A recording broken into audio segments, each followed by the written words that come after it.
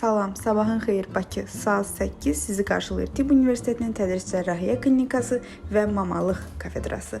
Hansı ki bu kafedrada mühazirə zalına gedirəm. Mühazirə zalı da bomboşdur çünki tez gəlmişəm. Adətən də olsa boş olur və sonuncu mühazirəmiz. Tədris Cərrahiyyənin büfetinin terasındayım. Dərs başlayıb əslində. Çıxmaq istəmirəm. Axırıncı günlərdə olur.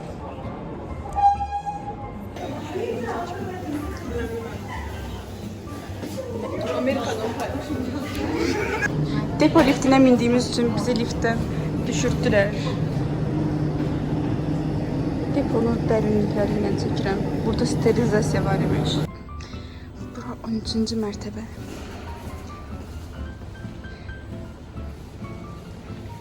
Dərs otaqları. Pəncərəm belə qalmağı üçün stoldaymışıq. Buradan baxanda Səhiyyə Nazirliyi görünür.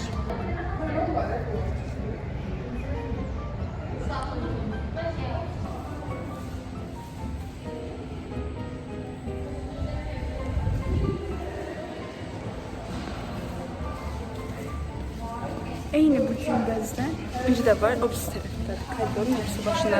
İlk dəfə mən gələndə burada itmişdim. Özümü itirmişdim. Salam, sizi indi real salamlayabilirim. Sözün açığı tam ürəyimə yatan şəkildə olmadı bugünkü vlogum. Amma dərsim sadəcə tədris cərrahiyyədədir və universitetə qayıdacağım bir dənə dərs üçün 3-cü saata. Ona görə hər yeri sizə tam aydınlıqla çəkə bilmirəm, amma təbii ki istəsəniz çəkərəm başqa bir vlogda da.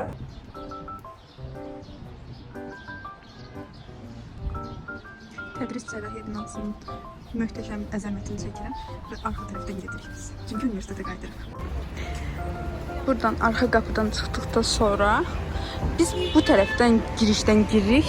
Çünki fizika kimya binası, anatomiya binası bu tərəfdən daha yaxındır. Amma universitetin əsas girişinə getmək üçün buradan yolu düz getmək lazımdır. 1930-cu ildən bəri içində su olmayan fontanımız. Həkim yanına gələn də oldu. Tədris cərrahiyyədə hal-hazırda aktiv fəaliyyət göstərir. Lakin terapevtik korpus düşünürəm ki, o qədər aktiv fəaliyyət göstərmir. Orada xəstə olmuş, orada xəstə ilə qarşılaşmırıq. Biz deyə praktika çox görə bilmirik orada. Burada dərslərdə bəzi fənlərdə praktika görürük. Məsələn, ümumi cərrahiyyədə görə bilərik bunu, mama ginekologiyada görə bilərik. Bu il keysəriyyə əməliyyatına gedib baxmışam. Tədris cərrahiyyədə olanlar deyirəm. Dərs vaxtı keçirilənlər demək istəyirəm sizə xüsusi olaraq. Məsələn, yayda getdiklərimiz, əlavə olaraq praktikaya getdiklərimiz o başqa məsələ. O artıq tələbənin özündən asılıdır ki, necə öyrənmək istəyir, praktikaya getmək istəyirsə, o tələbənin özündən asılıdır. Amma dərsdə bəs praktikaya gedirikmi? Bəli, dərsdə də paltarlarımızı gətirib praktikaya gedə bilərik. Tibb Universitetində imtahan sistemi necədir? Necə imtahan verirsiniz? Bütün universitetlərdə olduğu kimi bizdə də 100 ballıq sistemdir. Bunun 10 balını 2022-dən sonra universitetə daxil olan tələbələr sərbəst işdən alırlar və 40 balı midtermə qalır. 2022-dən əvvəl daxil olan tələbələr isə 10 bal qayıb balı, yəni davamiyyət balı, 10 bal sərbəst iş balı, hansı ki bu 10 bal sadəcə sərbəst iş müəllimdən asılıdır. Digər 30 balı isə midtermdən qazana bilirlər. Digər yerdə qalan 50 bal isə bütün universitetlərdə olduğu kimi final imtahanına aiddir. Bəs biz imtahanı necə veririk? Kompüter vasitəsilə veririk və nümunə sual verilirmi? Digər universitetlərdə məsələn açıq suallar olur, o sualları uşaqlar öyrənirlər, yazırlar, yazılı şəkildə imtahan verirlər.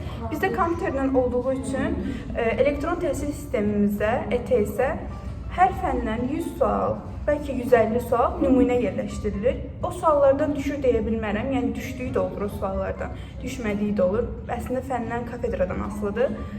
O sualları təkrarlayaraq, o sualları oxuyaraq gedirik. Həmçinin kitab oxumaq da vacibdir və açıq suallar da olur. Finalı nəzərdə tutaraq deyim, 25 sualsa, 25 sualın 5-i qapalı olur, 10 dənəsi isə açıq sual olur. Açıq sual da ya məsələlər olur ki, ora rəqəmləri yaza bilirik, ya da ki seçməli suallar olur. Bu dimdə verdiyimiz suallar kimi olur, seçməli suallar olur. Yəni yazılı xüsusi bir şey yoxdur deyim. Ona görə düşünürəm ki, Tibb Universitetində oxumaq indiki dövrdə çox çətin məsələ deyil. Məncə öhdəsindən gələ bilərik bunu. Bu kalpak məsələsi falan farmakologiya kafedrasında, anatomiyada, normal fiziologiyada bunların hamısında çox ciddidir kalpak məsələsi. Lakin artıq kliniki fənlərə keçmişik. Biraz böyüdükcə kalpakı da artıq taxmırıq. Xəstəxanada hal-hazırda kliniki fənlərdə kalpak taxmırıq. Lakin xalat məcburidir. Onsuz da düşünürəm bu xalatı qazanmaq üçün o qədər əziyyət çəkmişik ki, hamı da xalatı geymək istəyir. Mənim qrup yoldaşlarım xaric geymirlər bunun xalatı. Mən məcbur edirəm. Çox istəyirəm bu xalatı. Bu xalat üçün mən neçə ilimdən xilas keçmişəm. Çox istəyirəm. 4-cü qrupa hazırlaşan uşaqların və həmçinin valideynlərin də Instagramda daha çox soruşduğu suallardan biri morq məsələsidir. Anatomiyada 1-ci kursda bəli morqa düşürük, morqa gedirik.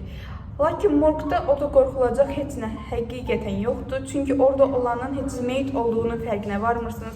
Formalin məhlulunda o qədər qalıb ki, o artıq belə ət parçasıdır. Yəni o ağappaq bir şey görünür. Sözün açığı deyib bunu sizi biraz iyrəndirmək istəmirəm, amma toyuq ətinə oxşuyur. Biraz belə ağ rəngdə. Sadəcə siz onun əzələlərini görürsünüz və digər orqanlar da var orada ayrı-ayrı. Ürək, böyrək, daxili orqanların hamısı ayrı-ayrı var orada. Bunları görürsünüz. Ora gedəndə də 2 dənə maska taxsanız, əlcək taxsanız, 2 dənə əlcək taxmağı xüsusilə sizə tövsiyə edirəm. Çünki 1-ci kursda mən xoşum gəlirdi bu şellak, gellak dırnaqlardan, uzun qaynaqlardan. Qaynaqları var idi əlimdə. Əlcək taxmışdım, əlcək zırılıbdı. Mən fərqində olmamışam bunun.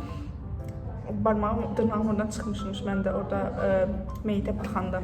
Ona görə 2 qat əlcək taxın və uzun qaynaq dırnaqlar etdirməyin morqa gedən vaxt. Videom bu qədər idi. İzlədiyiniz üçün təşəkkür edirəm, minnətdaram. Bu videonu 4-cü qrupa hazırlaşan Tibb Universiteti xəyalı olan dostlarınızı göndərməyi unutmayın. Çoxlu öpdüm. Mən də öpürəm. Daha yetər, evə gedirik.